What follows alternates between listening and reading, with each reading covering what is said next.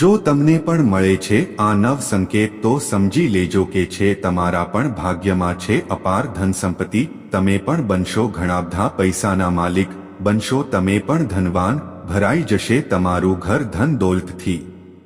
નમસ્કાર, જય માતાજી મિત્રો આ સમગ્ર વિશ્વમાં ભગવાન જ સર્વશક્તિમાન છે અને તેમની ઈચ્છા વિના તો પાંદડું પણ હલી શકતું નથી કે કંઈ થઈ શકતું નથી। અને મિત્રો એ વાત વારંવાર સાબિત થઈ છે કે ઈશ્વર ભલે પ્રત્યક્ષ રીતે દેખાતો નથી પણ પરોક્ષ રીતે આ દુનિયાના દરેક કણમાં વિદ્યમાન છે ને બિરાજમાન છે। મિત્રો એ પણ સાચું છે કે આપણામાંથી કેટલાક લોકો ખૂબ જ ભાગ્યશાળી હોય છે કારણ કે તેમને ભગવાન તરફથી વિશેષ આશીર્વાદ મળેલા હોય છે। તેથી જ મિત્રો ભગવાન શ્રી કૃષ્ણએ મનુષ્યના આવા ખાસ લક્ષણો અને સંકેતો વિશે જણાવ્યું છે અને જો તે સંકેતો કોઈ વ્યક્તિમાં દેખાય છે તો તે કોઈ સામાન્ય માનવી નથી, કેમ કે મિત્રો શ્રી કૃષ્ણએ આવા મનુષ્યને શ્રેષ્ઠ કહ્યા છે કારણ કે સામાન્ય મનુષ્યોમાં આવા લક્ષણો જોવા નથી મળતા અને જો કોઈ વ્યક્તિમાં આવા લક્ષણો દેખાવા લાગે છે અને જ્યારે તેઓ મોટા થાય છે ત્યારે તેઓ વિશ્વમાં પ્રસિદ્ધિ પ્રાપ્ત કરે છે। મિત્રો શ્રી કૃષ્ણના મતે દરેક મનુષ્યના જન્મ પાછળ એક હેતુ હોય છે,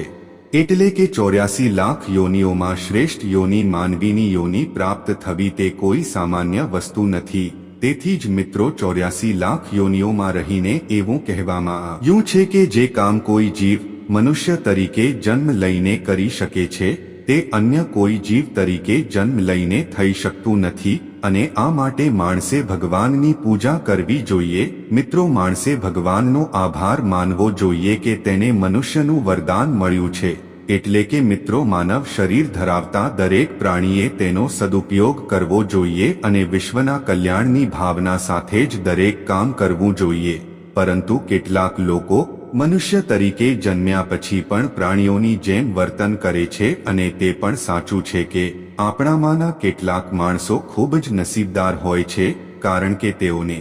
ભગવાન તરફથી વિશેષ આશીર્વાદ મળે છે અને કેટલીક શક્તિઓ હંમેશા તેમની આસપાસ હાજર હોય છે જે તેમને હંમેશા મદદ કરે છે, તેમને સાચો રસ્તો બતાવે છે અને દરેક મુશ્કેલીમાં મદદ કરે છે। એટલું જ નહીં પરંતુ આ દૈવી શક્તિઓ કેટલાક એવા લોકોને પસંદ કરે છે જેઓ પોતે પણ સાચા માર્ગ પર ચાલે છે અને અન્ય લોકોને પણ ધર્મના માર્ગે ચાલવામાં મદદ કરે છે। પરંતુ મિત્રો તમે કેવી રીતે જાણી શકો કે તમારી સાથે કોઈ અલૌકિક શક્તિ છે જે હંમેશા તમારું રક્ષણ કરે છે અને જેના કારણે તમે ઘણી વખત મૃત્યુની નજીક આવો છો કે તમે કોઈ પણ મોટી દુર્ઘટનામાંથી પાછા આવી બચી જાવ છો અથવા તો તમે ક્યારે કોઈ મોટી મુશ્કેલીમાં ફસાઈ જ નથી શકતા, કેમ કે મિત્રો આ બધું તે અલૌકિક શક્તિને કારણે થઈ રહ્યું છે જે હંમેશા તમારી રક્ષા કરે છે। પછી ભલે તમે તેને માનો કે ના માનો પણ તે હંમેશા તમારી સાથે હાજર રહે છે અને તમારી રક્ષા કરે છે। તો મિત્રો અમે તમને એવા સંકેતો જણાવવા જઈ રહ્યા છીએ જેના દ્વારા તમે જાણી શકો કે તમે કોઈ સામાન્ય માનવી નથી અને તમે અન્ય સામાન્ય મનુષ્યોથી અલગ છો અને ભગવાન હંમેશા તમારી સાથે છે। તો મિત્રો આ સંકેતો કયા કયા છે તે વિશે જાણીએ તે પહેલા આપ સૌને નમ્ર વિનંતી છે કે આજના વિડીયોને અંત સુધી ચોક્કસ સાંભળજો અને પસંદ આવે તો લાઈક, શેર તેમજ ચેનલને સબસ્ક્રાઇબ ના કરી હોય તો ચેનલને પણ સબસ્ક્રાઇબ કરી લેજો અને કોમેન્ટ બોક્સમાં જય શ્રી કૃષ્ણ લખવાનું ભૂલતા નહીં, જેથી કરીને ભગવાન શ્રી કૃષ્ણના આશીર્વાદ હંમેશા તમારા પર અને તમારા પૂરા પરિવાર પર બની રહે। તો મિત્રો સૌથી પહેલો સંકેત એ છે કે ભગવાન શ્રી કૃષ્ણ કહે છે કે જે વ્યક્તિ કોઈ પણ કામ કરતી વખતે સુખ દુઃખનો વિચાર ન કરે, પછી ભલેને શિયાળો હોય કે ઉનાળો હોય તેમજ તેણે ગમે તેટલી તકલીફો આવે તો પણ પોતાનું કામ અધવચ્ચે ના છોડે અને જો તે પોતાના માર્ગથી ભટકતો નથી અને તે દરેક પરિસ્થિતિમાં રાહત અનુભવે છે, પછી ભલે લોકો તેને સારું કહે કે ખોટું, તે પોતાનું કાર્ય પૂર્ણ નિષ્ઠાથી કરે છે। તેને પોતાની જાત પર અને ભગવાનમાં પૂરો વિશ્વાસ છે કે તે એક દિવસ ચોક્કસપણે સફળ થશે જ અને એક દિવસ તે વ્યક્તિના જીવનમાં અવશ્ય આવે જ છે। મિત્રો બીજો સંકેત એ છે કે જે વ્યક્તિ બીજા કોઈની ક્યારે બુરાઈ નથી કરતો, હા મિત્રો ભગવાન શ્રીકૃષ્ણ કહે છે કે જે વ્યક્તિ તેના જીવનમાં ક્યારેય પણ બીજા કોઈના વિશે ખરાબ નથી કહેતો અને હંમેશા બીજાનું સારું અને ભલું વિચારે છે અને બીજા અન્ય વ્યક્તિ વિશે તે હંમેશા સારી વાતો કરે છે, ફક્ત તે જ વ્યક્તિ શ્રેષ્ઠ છે. કારણ કે મિત્રો, આજકાલ તો લોકો નાની નાની વાતો ઉપર બીજા વ્યક્તિ માટે ખરાબ બોલવા લાગે છે અને બીજાઓનું અપમાન કરે છે, તેમજ બીજાઓ વિશે આખો દિવસ ગપસપ કર્યા કરે છે અને નિંદાત્મક કાર્યો કરતા રહે છે. એટલે કે મિત્રો, તેઓ આવા નિંદાત્મક કાર્ય કરતા રહે છે અને આ કારણથી તેઓ જીવનમાં ક્યારેય સફળ થઈ શકતા નથી. તેથી મિત્રો, હંમેશા બીજાઓનું સારું વિચારો તો તમારું પણ સારું જ થશે. મિત્રો, ત્રીજા નંબરનો સંકેત એ છે કે જે વ્યક્તિ પોતાના રોજિંદા જીવનના કામથી મુક્ત થઈને વધેલા સમયમાં તે ભગવાનની ભક્તિ અને તેમના નામનું સ્મરણ કરવામાં સમય પસાર કરે છે અને ભગવાનને માને છે, હકીકતમાં તે જ વ્યક્તિની આસપાસ દૈવી શક્તિઓનું એક પવિત્ર વર્તુળ હોય છે, જેના કારણે તે ભગવાનની કૃપા દ્રષ્ટિ દ્વારા જીવનમાં રાહત અનુભવે છે. કારણ કે મિત્રો, તેઓને ભગવાનમાં સંપૂર્ણ શ્રદ્ધા હોય છે અને તેઓ દરેક પરિસ્થિતિમાં ભગવાનને યાદ કરે છે અને ક્યારેય ભગવાનનું અપમાન કરતા નથી. મિત્રો, ચોથો સંકેત એ છે કે જે વ્યક્તિ સમાજ પ્રત્યેની પોતાની જવાબદારી સમજે અને નિભાવે છે અને સારા પુણ્યના કાર્યો કરે છે, તેમજ મુસીબતમાં ફસાયેલા લોકોની અને ગરીબોની મદદ કરે છે અને સંકટ તેમજ આફતના સમયમાં પશુપક્ષીઓને મદદ કરે છે અને વૃદ્ધ લોકોને તથા શારીરિક રીતે અક્ષમ એટલે કે અપંગ લોકોનું ક્યારેય અપમાન નથી કરતા અને ક્યારેય કોઈનો તિરસ્કાર નથી કરતા, તેમજ જે લોકો બીજાઓને સદ્ગુણી માનીને તુચ્છકારતા નથી, તેવા જ વ્યક્તિઓ મનુષ્યોમાં શ્રેષ્ઠ હોય છે.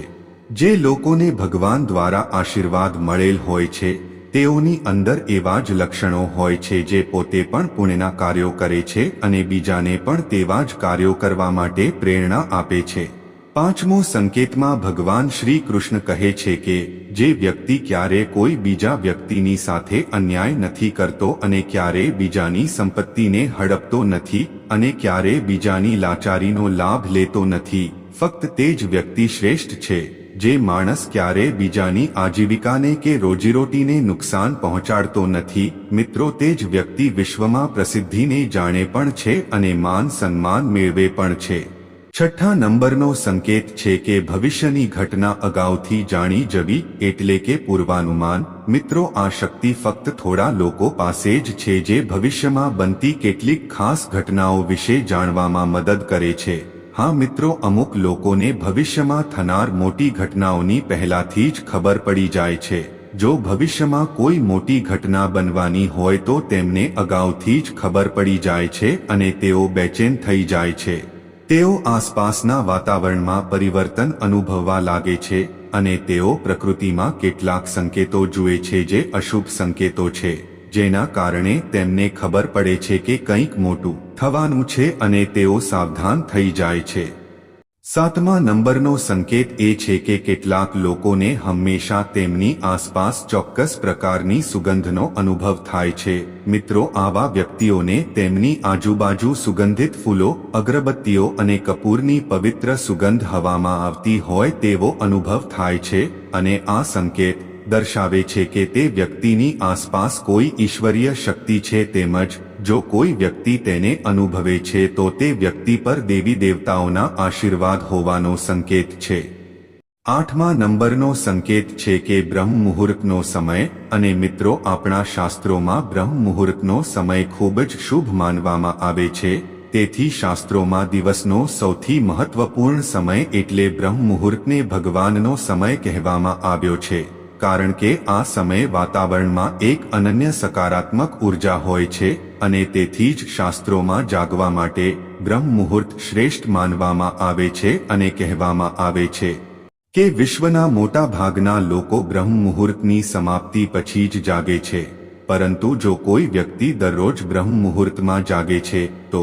જીવનમાં ક્યારેય પરાજિત થતા નથી અને આ એક અલૌકિક સંકેત માનવામાં આવે છે. મિત્રો, આ સમયે જાગવાવાળા લોકો હંમેશા પ્રસન્ન રહે છે અને ભગવાનની ભક્તિમાં સમર્પિત રહે છે. મિત્રો, આ સમય પર જાગવાવાળા લોકો અન્ય લોકો કરતાં વધારે બુદ્ધિશાળી હોય છે અને આવા લોકો ખૂબ જ સમજદાર પણ હોય છે. મિત્રો, બ્રહ્મ મુહૂર્તમાં જાગવાવાળા જળાશયની જેમ શાંત હોય છે અને તેઓ ક્યારે કોઈ ઝઘડા કે વિવાદમાં પડતા નથી. તેમજ તેઓ પોતે પણ ક્યારેય લડાઈ ઝઘડા કે કલેશવાળું વાતાવરણ ઊભું નથી કરતા, કારણ કે મિત્રો, આવા વ્યક્તિઓને કોઈ ઈશ્વરીય શક્તિ જ પ્રોત્સાહિત કરે છે અને તેઓ હંમેશા ભગવાનની ભક્તિમાં મગ્ન રહે છે અને તેઓ તેમની ઈચ્છા મુજબ કરે છે અને આવું ફક્ત ને ફક્ત દૈવી શક્તિઓ જ તેને આમ કરવા માટે પ્રેરિત કરે છે. 9મા નંબરનો સંકેત એ છે કે મિત્રો, જ્યારે આપણે કોઈ કથા વાર્તા સાંભળવા જઈએ છીએ કે કોઈ ભજન સાંભળવા જઈએ છીએ, ત્યારે ભજન ગમે તેટલું સુંદર હોય કે વાર્તા ગમે તેટલી સારી હોય, પરંતુ તેવામાં ક્યારેક આપણું ધ્યાન જાગે છે અને ક્યારેક આપણે આપણા ઘર વિશે તો ક્યારેક આપણી કોઈ સમસ્યા વિશે કે આપણી આસપાસ બેઠેલા લોકો વિશે વિચારવા લાગીએ છીએ.